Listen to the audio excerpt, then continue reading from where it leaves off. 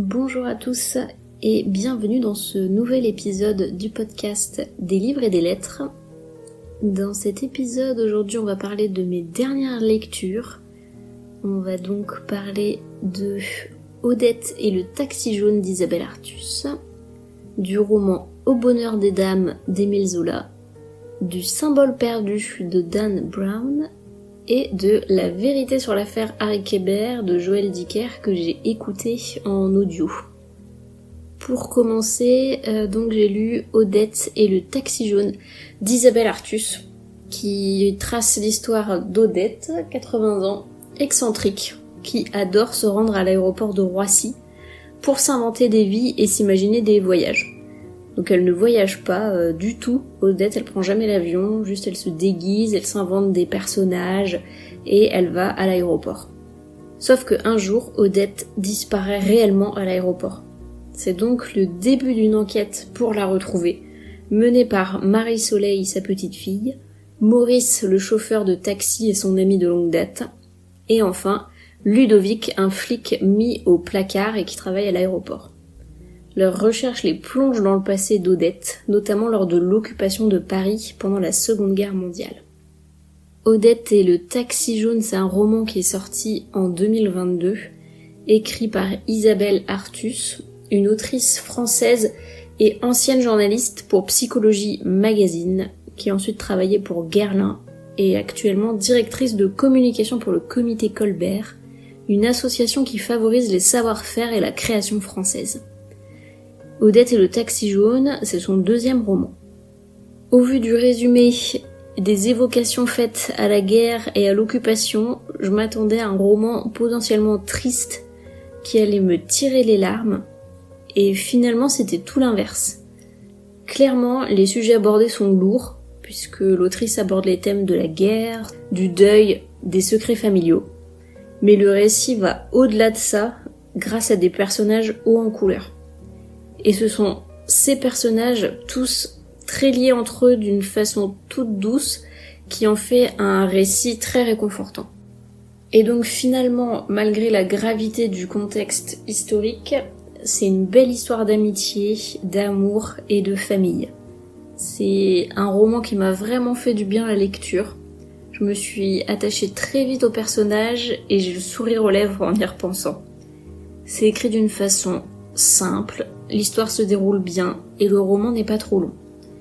Donc si vous cherchez une histoire de famille, pleine d'amitié et de douceur, avec des personnages qui valent le détour, foncez pour Odette et le taxi jaune d'Isabelle Artus. Ensuite, j'ai lu le roman Au bonheur des dames d'Émile Zola. Dans ce roman, on est plongé dans la vie de Denise, jeune femme qui vient de perdre ses parents et qui débarque à Paris avec ses deux petits frères dans le but d'y retrouver leur oncle. Celui-ci avait effectivement proposé son aide lors du décès des parents.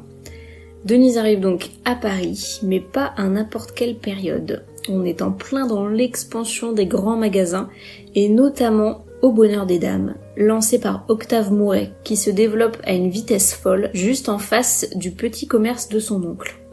Au bonheur des dames, c'est le 11e roman des Rougon-Macquart. Les Rougon-Macquart, c'est un ensemble de 20 romans écrits par Zola entre 1871 et 1893. Cet ensemble de romans possède un sous-titre qui permet de comprendre un peu plus le but de Zola dans cette écriture. Donc le sous-titre c'est « Histoire naturelle et sociale d'une famille sous le Second Empire ».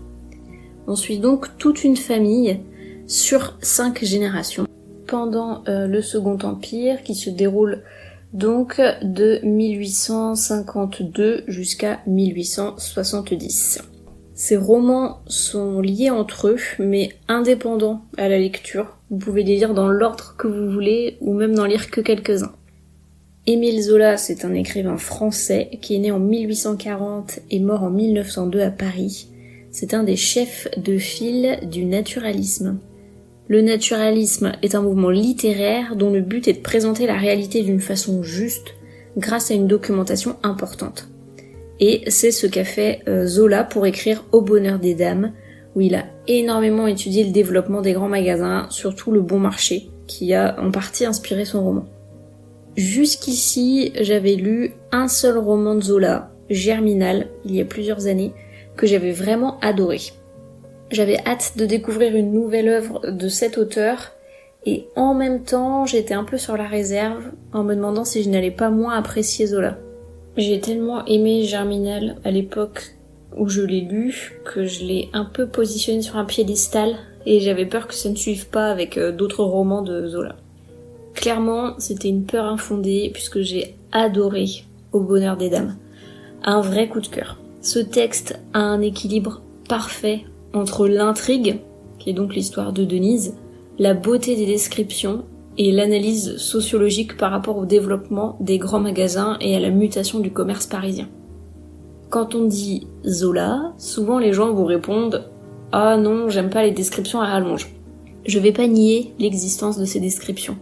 Elles sont là, elles sont longues, effectivement, mais elles sont essentielles. Elles apportent tellement de vie et de profondeur au récit. C'est sûr que si je vous lis une description du magasin hors contexte, ça ne va pas vous faire grand-chose. Mais c'est là tout le talent de Zola. Remise dans le contexte du roman et de son histoire, les descriptions, elles sont incroyables.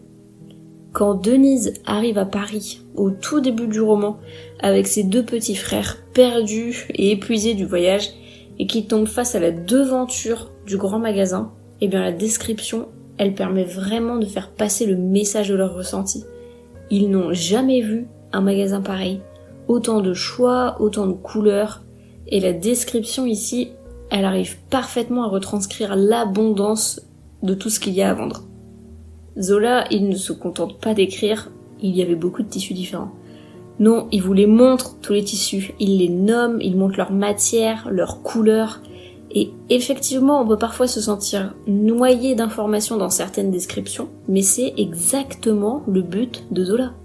Vous, le lecteur, vous êtes noyé dans les étoffes, dans les tissus, dans les couleurs, tout autant que les personnages du roman qui viennent faire les magasins et qui ne savent plus où donner de la tête. Et là-dessus, Zola, il a un talent fou. Ces descriptions, elles sont vivantes et elles apportent énormément au récit. Côté histoire, j'ai adoré le personnage de Denise, qu'on suit principalement.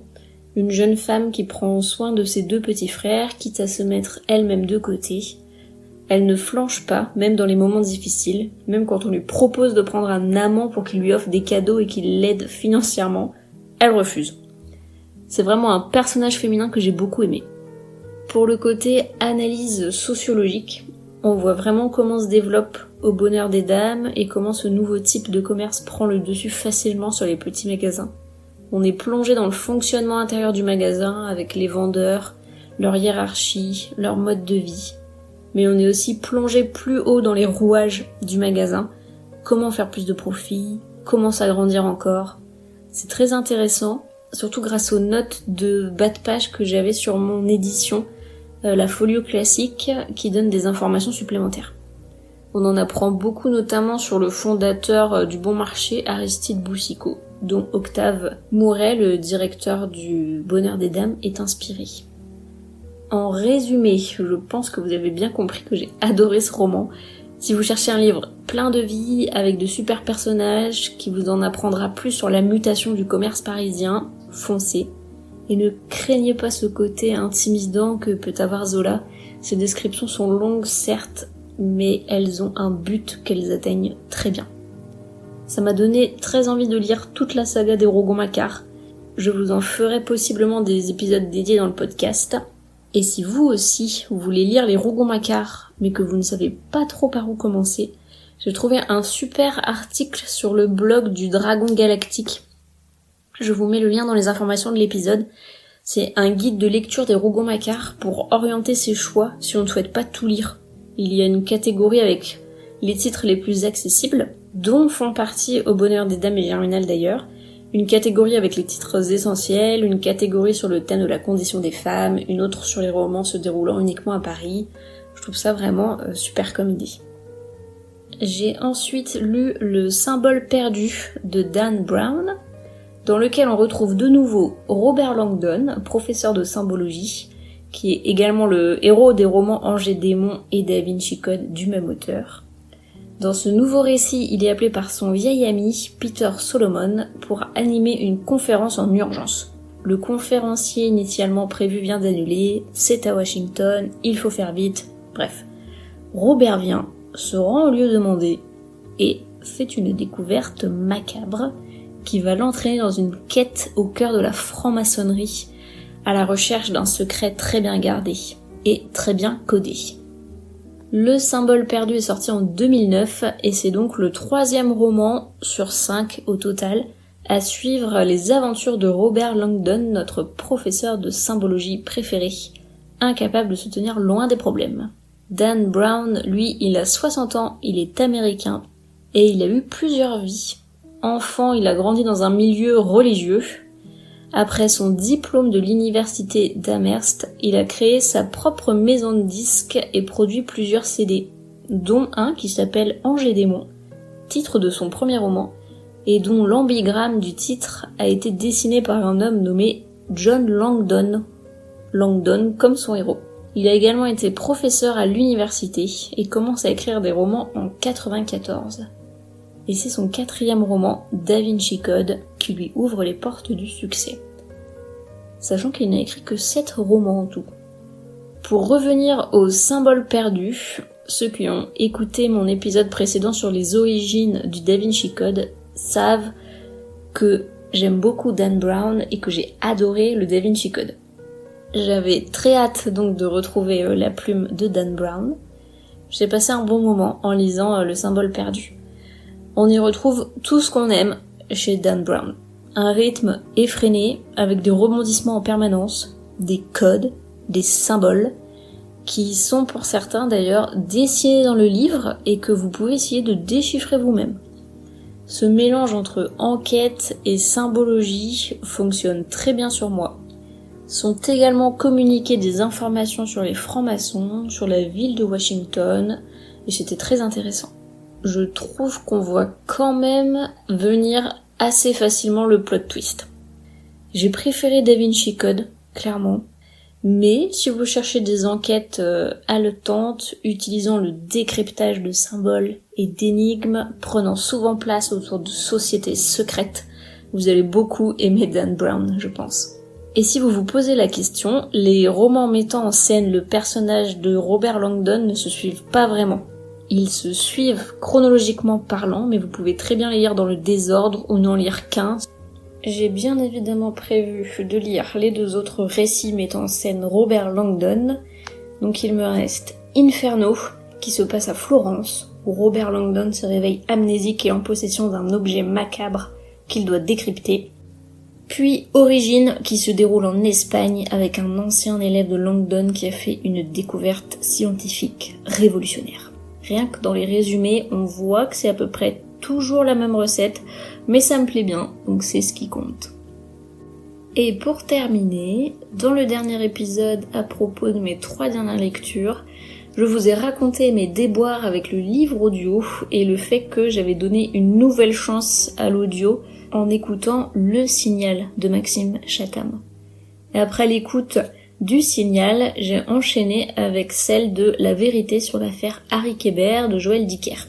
C'est un livre qu'on m'a conseillé en audio en me précisant que le narrateur avait vraiment fait des merveilles. J'ai déjà lu ce livre il y a quelques années et je ne me rappelais pas vraiment de la fin.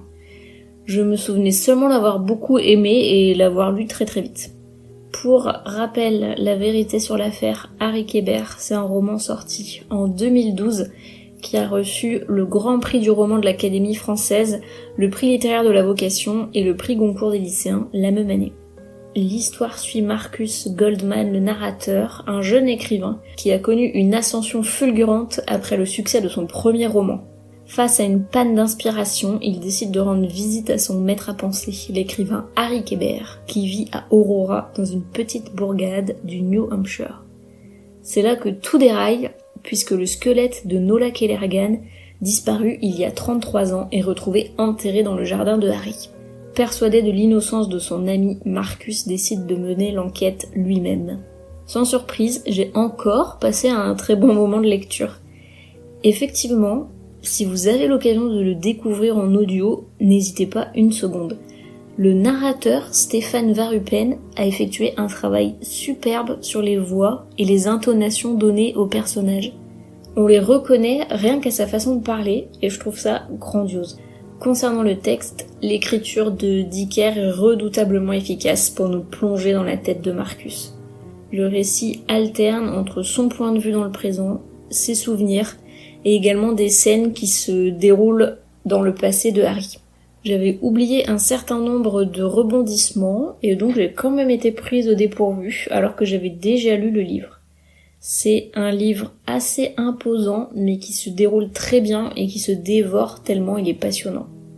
Le chapitrage est décroissant, le dernier chapitre étant le numéro 1, ce qui change de la numérotation habituelle. Et à chaque nouveau chapitre, vous avez pour commencer des conseils d'écriture que Harry a donnés à Marcus. Le seul élément qui m'a gêné dans cette relecture, et qui a priori ne m'avait pas gêné à ma première lecture puisque ça ne m'a pas marqué, c'est la relation qui est dessinée entre Harry et Nola. Sans entrer dans les détails pour ne pas trop vous en dévoiler, j'ai eu du mal à comprendre cette relation et à l'apprécier complètement. Ça ne m'a pas empêché de me passionner pour l'enquête pour autant, et si vous cherchez une enquête efficace qui vous plonge littéralement dans les secrets d'une petite ville, c'est le roman parfait.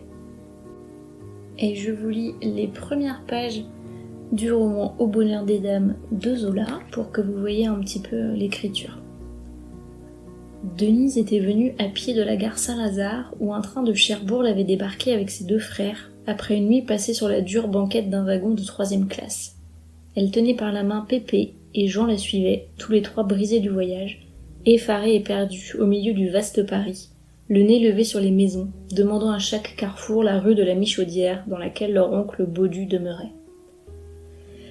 Mais comme elle débouchait enfin sur la place Gaillon, la jeune fille s'arrêta, nette de surprise. « Oh » dit-elle, « regarde un peu, Jean !» Et ils restèrent plantés, serrés les uns contre les autres, tout en noir, achevant les vieux vêtements du deuil de leur père. Elle, chétive pour ses 20 ans, l'air pauvre, portait un léger paquet. Tandis que, de l'autre côté, le petit frère, âgé de 5 ans, se pendait à son bras, et que, derrière son épaule, le grand frère, dont les 16 ans superbes florissaient, était debout les mains ballantes. « Ah bien !» reprit-elle après un silence. « En voilà un magasin !» C'était à l'encoignure de la rue de la Michaudière et de la rue Neuve-Saint-Augustin, un magasin de nouveautés dont les étalages éclataient en notes vives dans la douce et pâle journée d'octobre. 8 heures sonnaient à Saint-Roch, il n'y avait sur les trottoirs que le Paris matinal, les employés filant à leur bureau et les ménagères courant les boutiques. Devant la porte, 2 commis, montés sur une échelle double, finissaient de pendre des lainages, tandis que, dans une vitrine de la rue Neuve-Saint-Augustin, un autre commis, agenouillé et le dos tourné, plissait délicatement une pièce de soie bleue. Le magasin, vide encore de clientes et où le personnel arrivait à peine, bourdonnait à l'intérieur comme une ruche qui s'éveille. « Fichtre !» dit Jean. « Ça enfonce Valogne, le tien n'était pas si beau. » Denise hocha la tête. Elle avait passé 2 ans là-bas, chez Cornaille, le premier marchand de nouveautés de la ville. Et ce magasin rencontrait brusquement, cette maison énorme pour elle, lui gonflait le cœur, la retenait, émue, intéressée, oublieuse du reste. Dans le pan coupé donnant sur la place Gaillon, la haute porte toute en glace montait jusqu'à l'entresol au milieu d'une complication d'ornements chargés de dorures. 2 figures allégoriques, 2 femmes riantes, la gorge nue et renversée, déroulaient l'enseigne. Au bonheur des dames. Puis les vitrines s'enfonçaient, longeaient la rue de la Michaudière et la rue Neuve-Saint-Augustin, où elle occupait, outre la maison d'angle, 4 autres maisons, 2 à gauche, 2 à droite, achetées et aménagées récemment. C'était un développement qui lui semblait sans fin dans la fuite de la perspective, avec les étalages du rez-de-chaussée et les glaces sans teint de l'entresol, derrière lesquels on voyait toute la vie intérieure des comptoirs. En haut, une demoiselle habillée de soie taillait un crayon, pendant que près d'elle, 2 autres dépliaient des manteaux de velours. Au bonheur des dames, lut Jean avec son rire tendre de bel adolescent, qui avait déjà eu une histoire de femme à Valogne. Hein, c'est gentil, c'est ça qui doit faire courir le monde. Mais Denise demeurait absorbée devant l'étalage sur la porte centrale. Il y avait là, au plein air de la rue, sur le trottoir même, un éboulement de marchandises à bon marché, la tentation de la porte, les occasions qui arrêtaient les clientes au passage. Cela partait de haut, des pièces de lainage et de draperie, mérinos, cheviotes, molletons tombaient de l'entresol, flottantes comme des drapeaux, et dont les tons neutres gris ardoise, bleu marine, vert olive étaient coupés par les pancartes blanches des étiquettes. À côté, encadrant le seuil, pendaient également des lanières de fourrure, des bandes étroites pour garniture de robe, la cendre fine des dos de petits gris, la neige pure des ventres de cygne, les poils de lapin de la fausse hermine et de la fausse martre. Puis, en bas dans des casiers, sur des tables, au milieu d'un empilement de coupons, débordaient des articles de bonneterie vendus pour rien, gants et fichus de laine tricotée, capelines, gilets, tout un étalage d'hiver aux couleurs bariolées, chinées, rayées avec des taches saignantes de rouge. Denise vit une tartanelle à 45 centimes, des bandes de visons d'Amérique à 1 franc et des mitaines à 5 sous. C'était un déballage géant de foire, le magasin semblait crever et jeter son trop-plein à la rue. Voilà pour le tout début de Au bonheur des dames de Zola. Les descriptions sont vraiment très belles et elles valent le coup, c'est sublime le travail que Émile Zola a fait sur ces descriptions des tissus, des étoffes, des couleurs, c'est vraiment très très beau. J'espère que cet épisode vous aura plu et on se retrouve très bientôt pour un nouvel épisode du podcast des livres et des lettres. À bientôt!